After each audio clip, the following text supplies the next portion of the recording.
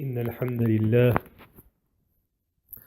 نحمده ونستعينه ونستغفره ونعوذ بالله من شرور أنفسنا ومن سيئات أعمالنا من يهده الله فلا مضل له ومن يضلل فلا هادي له وأشهد أن لا إله إلا الله وحده لا شريك له وأشهد أن محمدا عبده ورسوله يا أيها الذين آمنوا اتقوا الله حق تقاته ولا تموتن إلا وأنتم مسلمون يا أيها الناس اتقوا ربكم الذي خلقكم من نفس واحدة وخلق منها زوجها وبث منهما رجالا كثيرا ونساء واتقوا الله الذي تساءلون به والأرحام إن الله كان عليكم رقيبا يا أيها الذين آمنوا اتقوا الله وقولوا قولا سديدا يصلح لكم أعمالكم ويغفر لكم ذنوبكم ومن يطع الله ورسوله فقد فاز فوزا عظيما ألا وإن أصدق الحديث كتاب الله خير الهدي هدي محمد صلى الله عليه وسلم وشر الأمور محدثاتها وكل محدثة بدعة وكل بدعة ضلالة وكل ضلالة في النار أما بعد طيب. Donc nous sommes de retour Inch'Allah pour continuer l'explication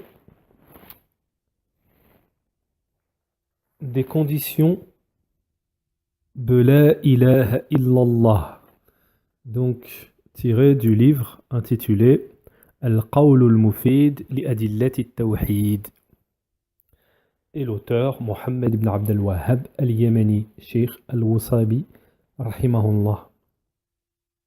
Tayyib. Donc nous étions arrivés à la quatrième condition qui est page 16 du livre 1. Page 16, quatrième condition, la soumission et l'assujettissement à ce qu'indique cette attestation, excluant le délaissement. Donc on va lire, Inch'Allah, la parole de l'auteur, et ensuite, Inch'Allah, l'explication. La soumission et l'assujettissement à ce qu'indique cette attestation, excluant le délaissement. Allah subhanahu wa ta'ala nous dit وَمَنْ يُسْلِمْ وَجْهَهُ إِلَى اللَّهِ وَهُوَ مُحْسِنٌ فَقَدِ اسْتَمْسَكَ بِالْعُرْوَةِ الْوُثْقَى وَإِلَى اللَّهِ عَاقِبَةُ الْأُمُورِ. Et quiconque soumet son être à Allah tout en étant bienfaisant s'accroche certes à l'anse la plus ferme. Le sens de soumet son être est lui obéit, quiconque obéit à Allah.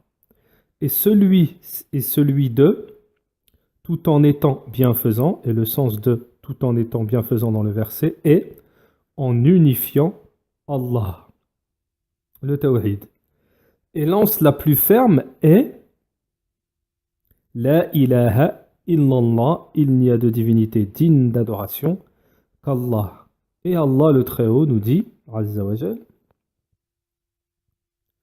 وَأَنِيبُوا إِلَىٰ رَبِّكُمْ وَأَسْلِمُوا لَهُ مِنْ قَبْلِ أَنْ يَأْتِيَكُمُ الْعَذَابُ ثُمَّ تُنْصَرُونَ مِنْ قَبْلِ أَنْ يَأْتِيَكُمُ الْعَذَابُ ثُمَّ لَا تُنْصَرُونَ. Et revenez repentant à votre Seigneur et soumettez-vous à lui avant que ne vous vienne le châtiment et vous ne recevrez alors aucun secours. Abdullah ibn Amr rapporte un hadith remontant au prophète sallallahu alayhi wa sallam que le prophète sallam a dit: aucun de vous ne sera totalement croyant tant que ses penchants ne se conformeront pas au message avec lequel je suis venu, c'est-à-dire ne se soumettent pas, ne se soumettent pas. Et les penchants, ce sont les penchants du cœur.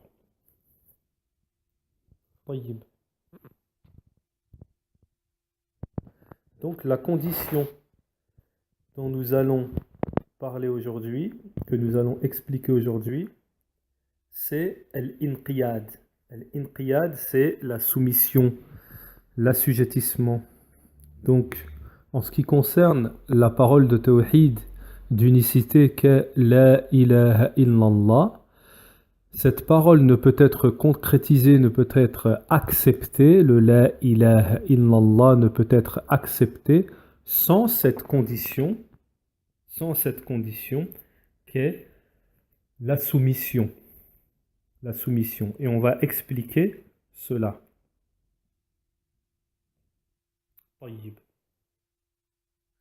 Al-inqiyad li qawli la ilaha illallah al-munafi li lil kibri wal inad. Donc, comme nous l'a dit l'auteur, al-inqiyad, la soumission, elle a un contraire. Et lorsque les ulama mentionnent son contraire, c'est pour l'assimilation, pour pouvoir assimiler le terme plus facilement. Donc, son contraire, c'est le délaissement et l'orgueil. Le contraire de la soumission, c'est le délaissement et l'orgueil.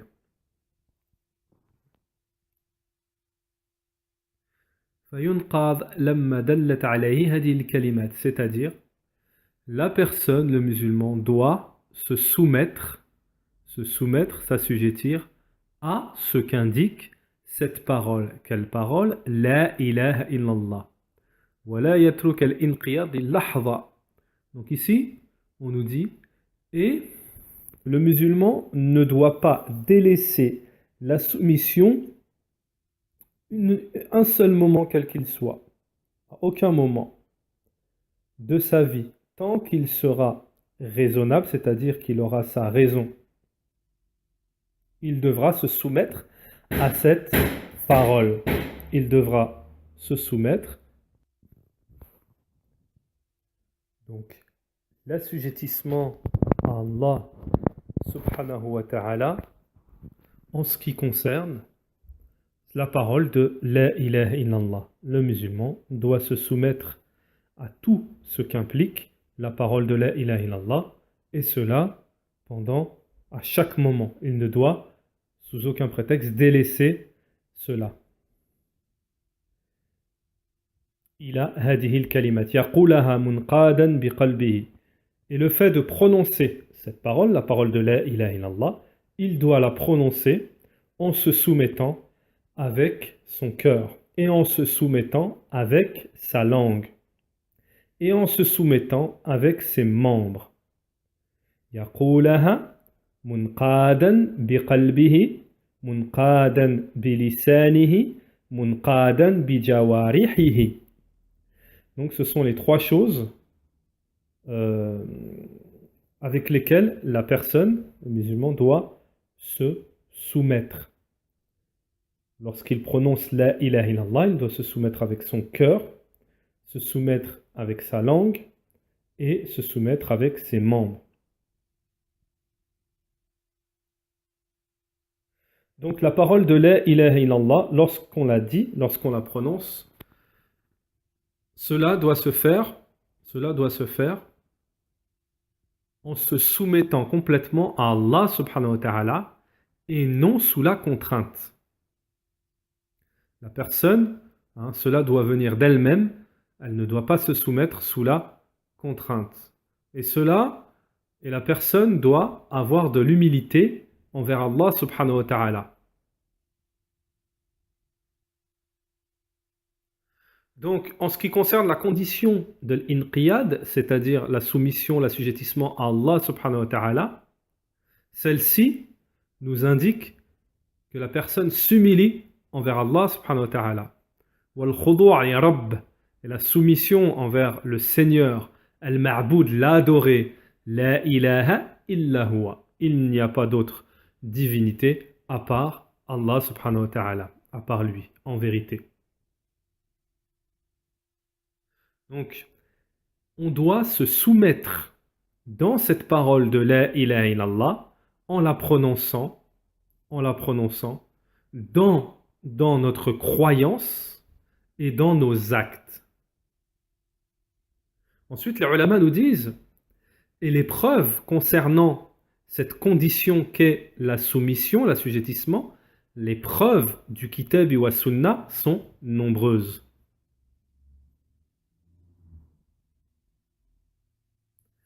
Et parmi ce qui a été rapporté par le prophète Mohammed en ce qui concerne les hadiths, les paroles prophétiques, en ce qui concerne l'inqiyad, la soumission, il y a une parole du prophète qui nous dit: le croyant est décrit comme un chameau. Le croyant est décrit comme un chameau. Lorsque il est guidé, il se soumet. Lorsqu'il est conduit, il se soumet. أو حيثما أمره الله بأمره أو نهاه عن نهيه استسلم انقضى ولم يعترض عن شرع الله.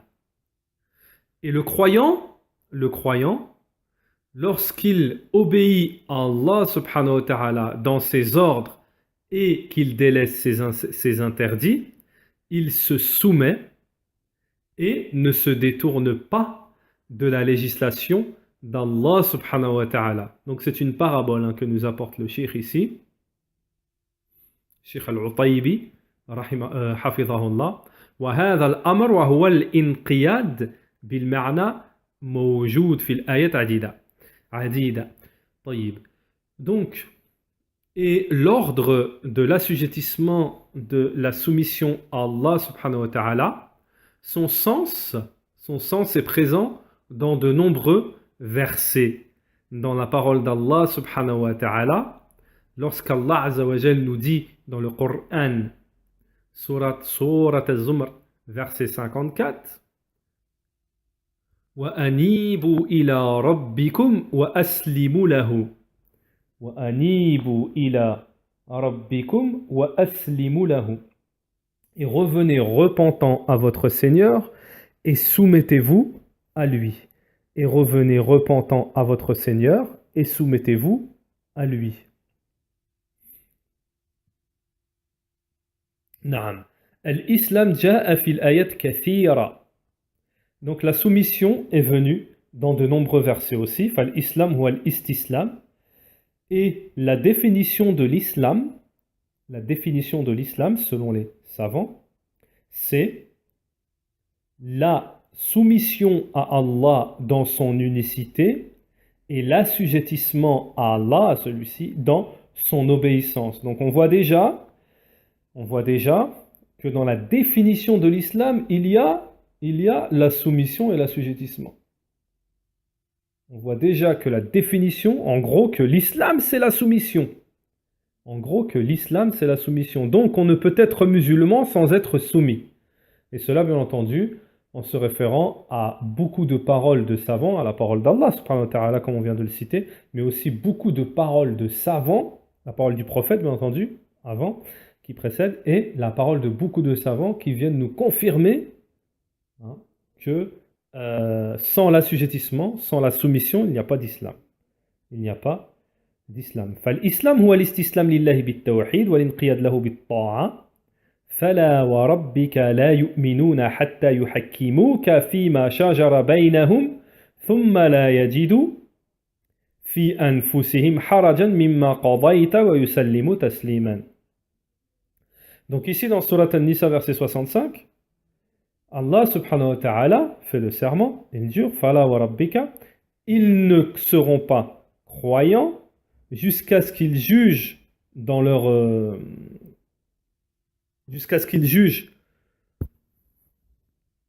lorsqu'ils sont en désaccord, afwan, entre eux, thumma la yajidu, et qu'ils ne trouvent pas en eux-mêmes quelque chose qu'il ait fait une restriction intérieure qui fait qu'ils ne veulent pas juger avec le jugement d'Allah subhanahu wa ta'ala, wa yusallimu tasliman, et qu'ils se soumettent complètement.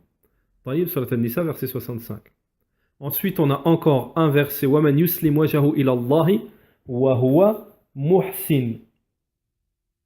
Et quiconque soumet son être à Allah tout en étant bienfaisant, s'accroche à l'anse la plus ferme, le tawhid. Yani yastaslim lillahi subhanahu wa ta'ala wa yanqad, c'est-à-dire qu'il se soumet à Allah subhanahu wa ta'ala, il s'assujettit, wa huwa muhsin, il est bienfaisant, na'am, il fait partie des meilleurs, fi inqiyadihi, dans sa soumission, muttabi'un, tout en étant suiveur, li kitabi wa sunnah, du livre d'Allah et la tradition prophétique, la sunna, fi aqwalihi wa a'malihi, dans ses dires, dans ce qu'il prononce et dans ses œuvres. فَقَدْ اسْتَمْسَكَ بِالْعُرْوَةِ الْوُثْقَى, Surat Luqman, verset 22. À ce moment-là, il aura saisi l'anse la plus ferme. Bienfaisant s'accroche certes à l'anse la plus ferme. Et l'anse la plus ferme, les ulama nous disent, comme l'auteur Sheikh al-Wasabi, Mohammed bin Abdel Wahhab nous l'a défini, c'est la ilaha illallah, c'est-à-dire c'est le tawhid. Yani qad istamsaka bi la ilaha illallah, c'est-à-dire qu'il se sera accroché à la ilaha illallah wa sahha qawliha laha, et il aura authentifié son dire, sa prononciation, son dire de la ilaha illallah. Amma idha lam yastaslim wa lam yanqid wa yakhda' wa yadhul fala yasah minhu qawlu la ilaha illallah. Tandis que si la personne ne se soumet pas, alors comme on l'a dit précédemment, les ulama ils nous disent se soumettre, c'est à tout ce qu'implique, tout ce que nous indique et implique la kalimat de la ilaha illallah. On est d'accord. Donc, lorsque la personne ne se soumet pas, ne s'assujettit pas et ne s'humilie pas, alors son la ilaha illallah n'est pas authentifié, n'est pas accepté. Son la ilaha illallah ne sera pas authentifié, ne sera pas accepté. Donc à partir de ce moment-là, on comprend l'importance de cette kalimat, plutôt de cette condition de la ilaha illallah, et c'est valable l'importance de cette condition. Et il faut savoir que cela est valable pour toutes les autres conditions. Parce que lorsqu'on l'a dit précédemment dans les autres cours, c'est que lorsque on emploie le terme dans la législation de condition, cela signifie que si la condition n'est pas remplie, cela engendre une invalidité de la question religieuse, la question religieuse na'am, de ce dont on parle, du sujet. Et là, c'est le tawhid, c'est-à-dire la kalimat de la ilaha illallah. Man yaslim wajhahu. Donc, celui dans le verset, lorsque Allah subhanahu wa ta'ala dit celui qui se soumet et quiconque soumet son être à Allah, et quiconque soumet son être à Allah, c'est-à-dire an yukhlis lillahi azza wa jal, c'est-à-dire qu'il voue un culte exclusif à Allah subhanahu wa ta'ala, wa yanqad, wa yakhda', et qu'il se soumet complètement à son Seigneur, c'est-à-dire qu'il se soumet aux ordres d'Allah subhanahu wa ta'ala, et qu'il s'éloigne de ses interdits, et qu'il les délaisse. Wa huwa muhsin. Celui-là fera partie des bienfaisants. Celui-là fera partie des bienfaisants, des meilleurs. فهو محسن كما في الحديث الإحسان أن تعبد الله كأنك تراه فإن لم تكن تراه فإنه يراك. Alors, lorsqu'on parle de bienfaisance, Allah subhanahu wa ta'ala mentionne le terme bienfaisance dans le verset. Alors ici on nous dit il sera bienfaisant, comme cela est mentionné, c'est-à-dire le terme bienfaisance, d'où il vient, il a été aussi mentionné dans le hadith surnommé, le hadith nommé Jibril, le hadith Jibril, alayhi salam, de la bienfaisance, lorsqu'il est dit la bienfaisance, al-ihsan ma huwa. Qu'est-ce que la bienfaisance ou l'excellence? Selon certaines traductions, al-ihsan an ta'budallah ka'annaka tarahu, c'est que tu adores Allah comme si tu le voyais. Fa'il lam takun tarahu, mais sachant que tu ne le vois pas. Fa'il lam takun tarahu, sachant que tu ne le vois pas. Fa'innahu yarak, mais que lui, Allah subhanahu wa ta'ala, il te voit. C'est ça la bienfaisance. Et on le fera dans un chapitre qui suivra. C'est le degré, c'est le plus haut degré de l'islam, car l'islam a 3 degrés. ومن يسلم وجهه إلى الله ينقاد ويخضع للأمر الله ونواهيه فعلا وترك. Ça on l'a dit. وهو محسن إلى خلقه إلى خلق الله عز وجل موحدا لحقوقهم. Donc celui-là sera bienfaisant envers la création d'Allah subhanahu wa ta'ala. Il sera unificateur. Il remplira ses droits. En fait, ça, c'est la description du muhsin, c'est-à-dire le bienfaisant. Il concrétisera les ordres d'Allah subhanahu wa ta'ala qui ont été ordonnés dans le livre d'Allah, dans le Coran, et bien entendu les recommandations du prophète alayhi salatu wassalam.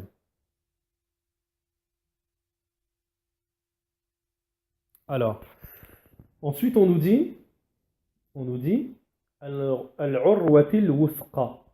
Donc, lance la plus ferme, on a bien vu que c'était le tawhid, c'était kalimat la ilaha illallah, comme nous le mentionne le shir dans le livre.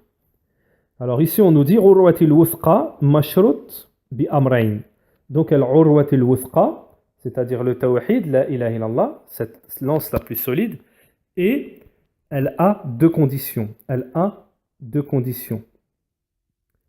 Al-istislam lillahi azza wa jal, donc on rentre en plein dans le sujet, c'est quoi? C'est la soumission à Allah subhanahu wa ta'ala, donc condition du tawhid, la soumission à Allah subhanahu wa ta'ala, wa mutaba'at ar-rasoul, et deuxième condition, le suivi du messager d'Allah alayhi salatu wassalam. Wa qawlu ta'ala fala wa rabbika la yu'minun hatta yuhakkimuka fima shajara baynahum ila akhir al-ayat.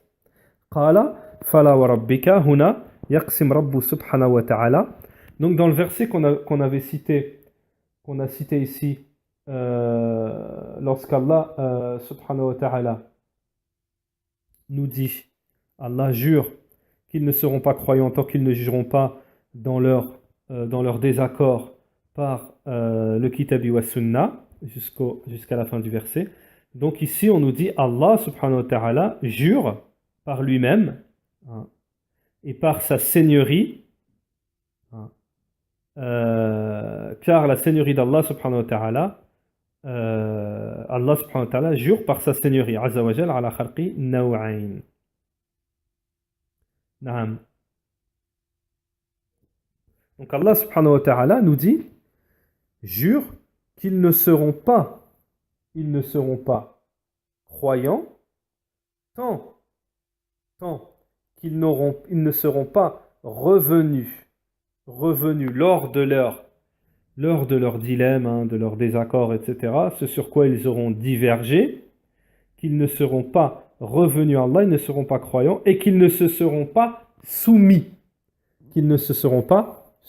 Donc là, on voit Shahid min hada, le point témoin dans ce verset, en ce qui nous concerne nous, dans cette condition de la ilaha illallah, c'est que il y a le terme, Allah subhanahu wa ta'ala dit, tant qu'ils ne se seront pas assujettis, soumis. Donc on voit bien que ceci est une condition pour être croyant.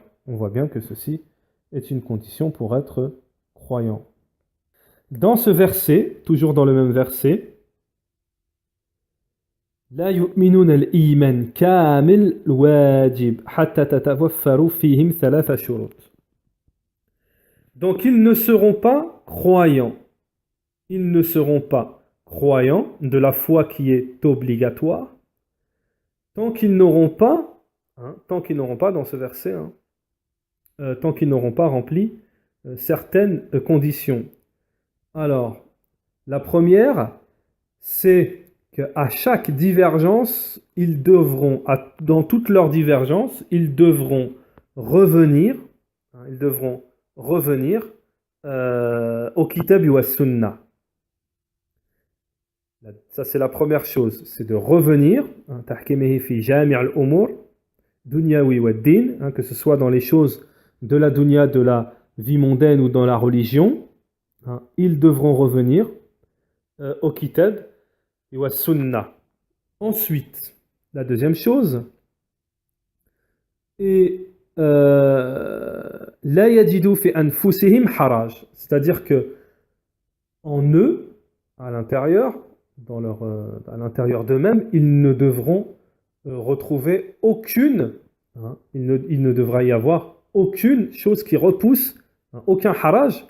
Et les ulama nous disent dayiq as-sadr, c'est-à-dire que la poitrine est serrée, etc. En ce qui concerne le fait de juger avec le kitab wa sunnah. Parce que lorsqu'on se soumet, on a dit on ne se soumet pas avec la contrainte. On doit être complètement libre et sans aucune restriction intérieure. An yakuna ma'ahum al-infasah sadr, ifsah sadr tamman. Alors, c'est-à-dire que leur poitrine, elle doit être complètement libre, complètement ouverte, et avec une acceptation entière. La troisième chose, an yaslim taslim qad tayyib, c'est qu'ils doivent se soumettre sans aucune restriction intérieure. Voilà, ça c'est la troisième chose, c'est le fait de se soumettre sans qu'il n'y ait vraiment aucune chose qui vient entacher cette soumission. Donc les trois choses qu'on vient de citer, les trois choses qu'on vient de citer, et le cheikh ici nous dit que Allah subhanahu wa ta'ala dans le verset a carrément accroché, a fait la relation, a accroché la foi à ces trois choses qu'on vient de citer. La première, le fait de faire revenir tout leur jugement dans les divergences au prophète, à Allah et à son messager. Deuxième chose, il ne doit y avoir aucun, à l'intérieur, aucune oppression, vraiment pas de haraj à l'intérieur d'eux-mêmes en ce qui concerne le jugement d'Allah. Cela est raccroché à la foi. Et la troisième chose, c'est qu'ils doivent se soumettre. Donc on voit bien que là, pour être croyant, on voit bien que la condition, c'est ce qui nous intéresse le plus ici, c'est qu'il faut être soumis. Donc on voit bien que c'est une condition, que la soumission est fondamentale pour l'acceptation du tawhid et de la foi. Vous voyez, le shir ici vient de nous apporter la preuve en ce qui concerne cette condition. Donc voilà en ce qui concerne la troisième condition que nous avons expliquée de la ilaha illallah. Et celle-ci est très importante, comme toutes les autres, comme on l'a mentionné précédemment. Donc, Inch'Allah, la prochaine condition, on l'expliquera dans le prochain cours, Inch'Allah, qui sera... donc ici, c'était la quatrième. C'était la quatrième, pas la troisième. On a fait l'ilm, on a fait la connaissance, la certitude, on a fait l'acceptation, le qaboul, et là, nous avons fait la soumission. Et dans le cours prochain, Inch'Allah, en cinquième condition, nous ferons as-sidqa, la véracité qui exclut le mensonge. Wa sallallahu wa sallam ala nabiyyina Muhammad wa ala alihi wa ashabihi ajma'in. Subhanakallahumma bihamdik. Ashhadu an la ilaha illa ant wa astaghfiruka wa atubu ilayka.